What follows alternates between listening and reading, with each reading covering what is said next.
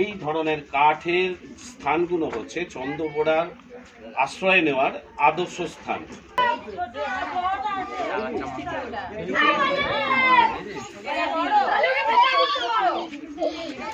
এখন ছোট, বেশি বড় নেই না দাদা?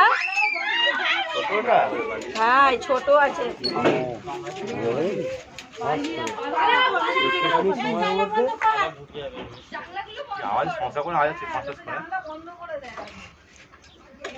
সিটি মারে তো পরে না ইয়ে লাল টানিস না, আমার রিডিমে গন্ডগোল হয়ে যাবে।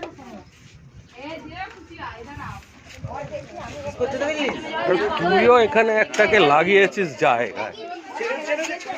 দাঁড়া দাঁড়া নে ঢোকা।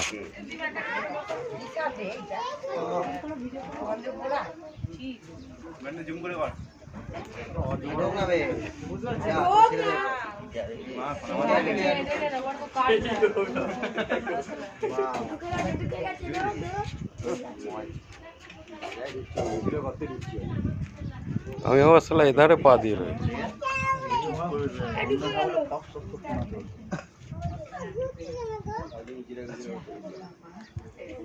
আটকা যায়নি।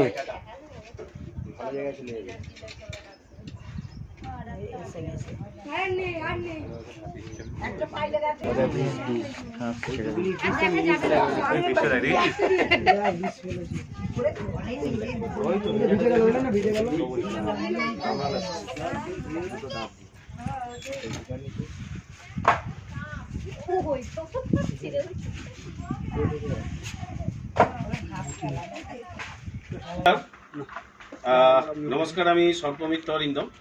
আজকে এসেছিলাম বৈদ্যবাটি খড়পাড়া। জানেন কিছুদিন আগে এখান একটু কাছ থেকেই একটা বিদেশি Python, white clip Python rescue করেছিলাম এবং এখান থেকে অনেক ছাপিয়ে তাকে রেস্কিউ করেছি।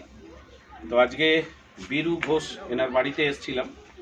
ওনার বাড়িতে একটি চন্দ্রবোড়া সাপ বেরিয়েছিল। তো সেই চন্দ্রবোড়া সাপটাকে রেস্কিউ করতে এসেছিলাম এবং আপনাদের সবার উদ্দেশ্যে বলে রাখি, এই যে যেরকম কাঠ জমানো আছে, হ্যাঁ, এরকম কাঠ যদি জমিয়ে রাখতে হয় উঁচু মাচা করে রাখবেন এবং এই কাঠ যখন বার করবেন খুব সতর্ক থাকবেন, কারণ এই ধরনের কাঠের স্থানগুলো হচ্ছে চন্দ্রবোড়ার আশ্রয় নেওয়ার আদর্শ স্থান। তাই এরমভাবে যখন আপনারা কাঠ রাখবেন সেই কাঠকে বার করতে যাবেন যথেষ্ট সতর্কতার সঙ্গে বার করবেন, কারণ সাপে কামড়ালে কিন্তু তার একটা ভীষণ বিপদ। নিশ্চয়ই মারা যাবেন না। যদি আপনি ওঝাগুনি না করেন, সরাসরি সরকারি হসপিটালে যান, তাহলে পরে সাপের কামড়ে সাপে যদি কামড়ে থাকে তাহলে পরে সে ব্যক্তি অবশ্যই বাঁচবে এবং 100 মিনিটের মধ্যে সরকারি হসপিটালে চিকিৎসার অধীনে যেতে হবে, কারণ সাপে কামড়ে ওঝাগুনির নয়, শুধুমাত্র চিকিৎসাটা সরকারি হসপিটালে হয়।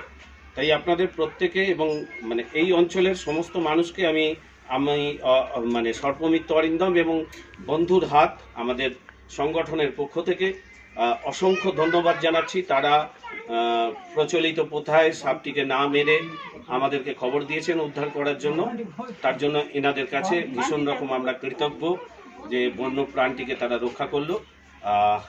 আপনারা আমার নাম্বারটা দয়া করে রেখে দেবেন 9874079970। যদি এই ধরনের কারো বাড়িতে সাপ ঢুকে থাকে আমাকে ফোন করবেন এবং কারোকে যদি সাপে কাটে সেক্ষেত্রে সঙ্গে সঙ্গে আমাকে ফোন করবেন এবং সঙ্গে সঙ্গে আগে হসপিটাল যাবেন, যেতে যেতে আমাকে ফোন করবেন। কোথায় গেলে পরে ভালো চিকিৎসা হতে পারে, কোথায় অ্যান্টিভেনাম আছে না আছে, এই তথ্যগুলো আপনাদেরকে দিতে পারবো। ভালো থাকবেন, আনন্দে থাকবেন। এখনকার মতন বিদায় নিচ্ছি, আজকের মতন বলবো না, আবার কোথায় কি হয় বলা যায় না। ভালো থাকবেন, আনন্দে থাকবেন, সুস্থ থাকবেন।